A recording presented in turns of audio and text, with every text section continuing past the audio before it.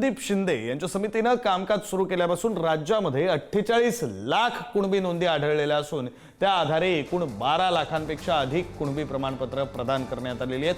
मागील 6 महिन्यांमध्ये छत्रपती संभाजीनगर विभागात एकूण 49,958 इतके कुणबी प्रमाणपत्र तर फक्त बीड जिल्ह्यात 34,692 कुणबी प्रमाणपत्र देण्यात आल्याची माहिती मुंबईत झालेल्या मराठा आरक्षणाच्या आंदोलनातील 8 पैकी 7 गुन्हे मागे घेण्यात आलेत।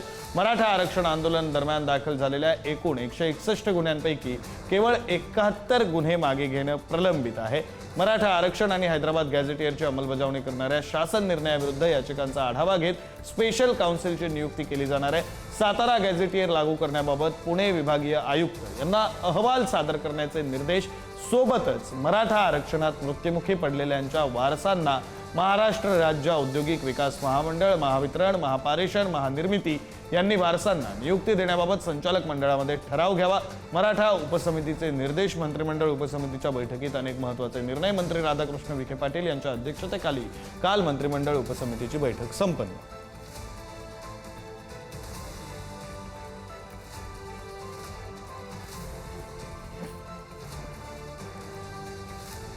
Thank you.